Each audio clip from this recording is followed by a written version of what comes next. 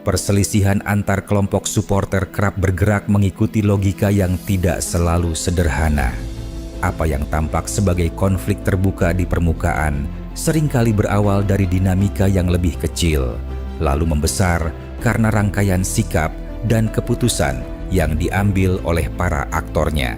Dalam konteks hubungan antara firm Bandung FCC dan firm Surabaya HCC, pola seperti itu terlihat cukup jelas. Sumber persoalan mula-mula berada pada relasi yang memburuk antara FCC dan HCC.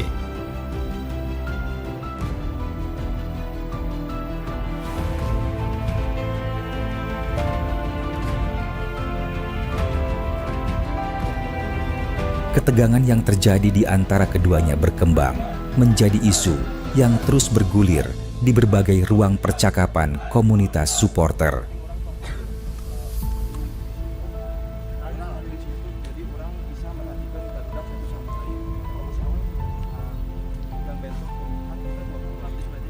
Namun, alih-alih bergerak menuju penyelesaian langsung, situasi justru berubah arah ketika HCC tidak menunjukkan kesiapan untuk berhadapan secara terbuka dengan pihak yang menjadi lawannya.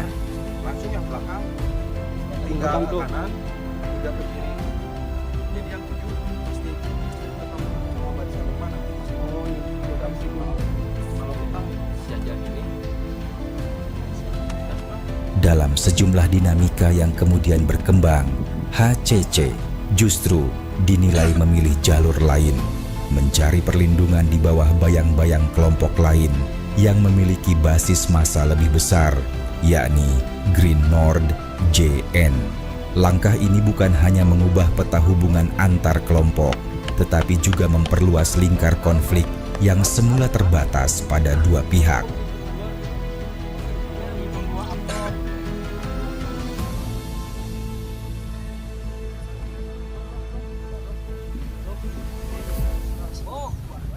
Keterlibatan Green Nord pada titik ini menjadi babak baru.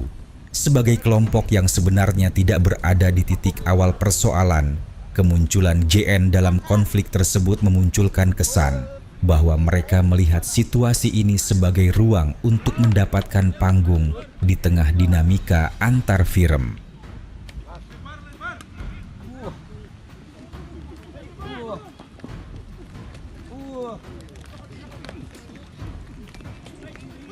Kehadiran mereka kemudian membentuk narasi baru, seolah konflik itu kini melibatkan lebih banyak pihak daripada yang semula terjadi.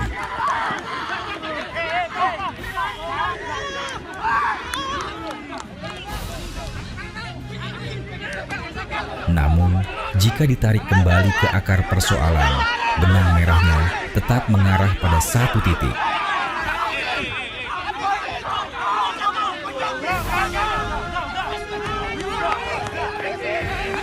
Relasi yang tidak terselesaikan antara FCC dan HCC.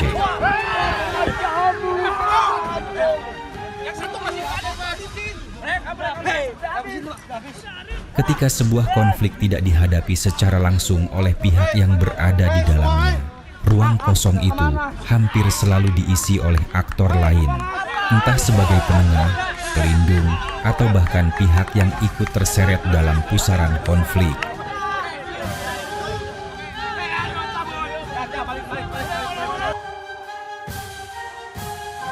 Dalam konteks inilah, keputusan HCC untuk tidak menyelesaikan persoalan secara terbuka dengan FCC dapat dibaca sebagai titik balik yang mengubah arah cerita.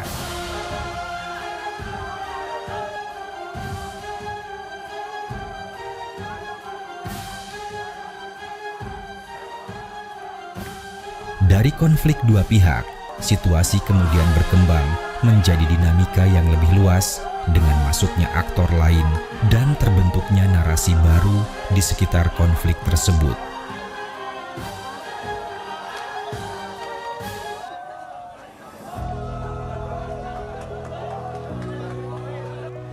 Pada akhirnya, apa yang kini terlihat sebagai konflik yang melibatkan beberapa kelompok supporter sejatinya tetap berpangkal pada satu persoalan awal.